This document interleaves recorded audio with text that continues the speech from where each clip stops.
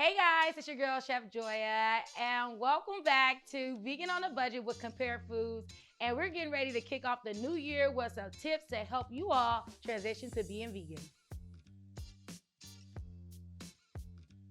Tip number one, you always want to know your why. And remember your why when becoming vegan, because that is going to help you stay on this journey. My reason for staying vegan is because I'm doing this specifically for myself. This was the way I was raised, and this is the way I want to continue to live my life. Tip number two, start small. So you want to at least maybe take out one meal a day, then maybe two, and then start, occurring the weeks and then the months. So you want it to be able to be an easy transition so you don't feel like you're missing out on anything. Tip number three, make sure you find suitable replacements for the foods that you like.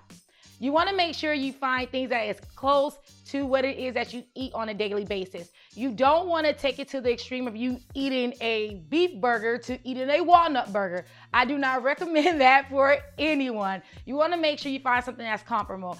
You want to make sure you find the proper meat replacements. There's so many different things that you can use, anywhere from lentils to tofu to soy grounds. There is so many different ones, and I highly suggest that you browse the aisle so you can find out which one is best for you. Tip number four, be sure to keep your refrigerator and your pantry stocked with these key items. You want to make sure you always have some fruits and veggies. Even if they're not in season, you can have them frozen that you can get at Compare Foods.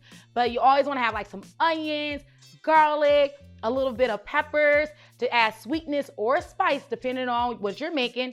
Avocado is key for vegan, okay? Unless you're allergic to avocado, you gotta have avocado.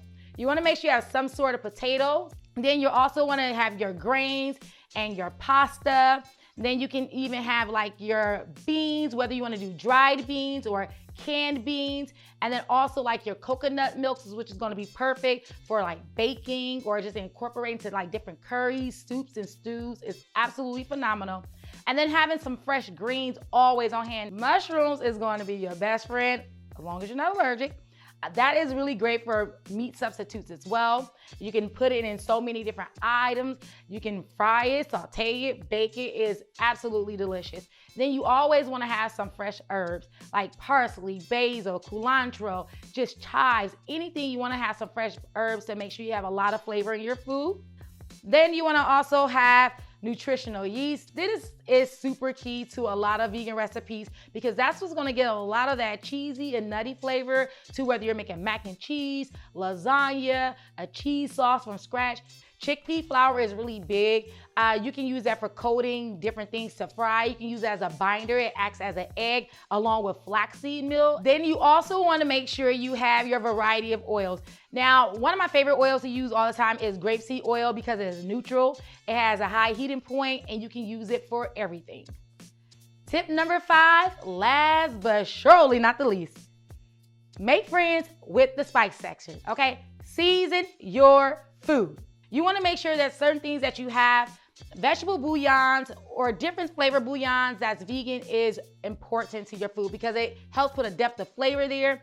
It gives it a richness to your food and you absolutely need it. Next is a Worcestershire sauce, a vegan Worcestershire sauce or a steak seasoning. That is going to penetrate any of your vegan meat substitutes, which is going to make your seasonings actually attached to the food and it just makes it really, really good. Next, liquid smoke. Liquid smoke is gonna give you like that smoky, hearty flavors, but a little bit goes a long way because if you use too much, it's gonna take like a charcoal brisket, okay? Next, we're gonna have our seasonings. Now, I went ahead and put some of my favorite seasonings in a bottle and I bottled them up.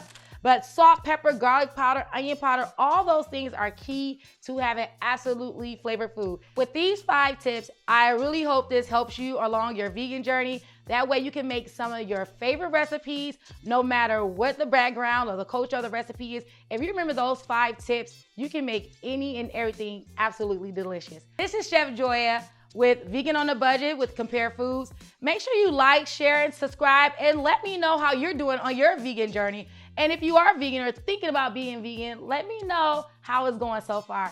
I'll see you next time. Ciao.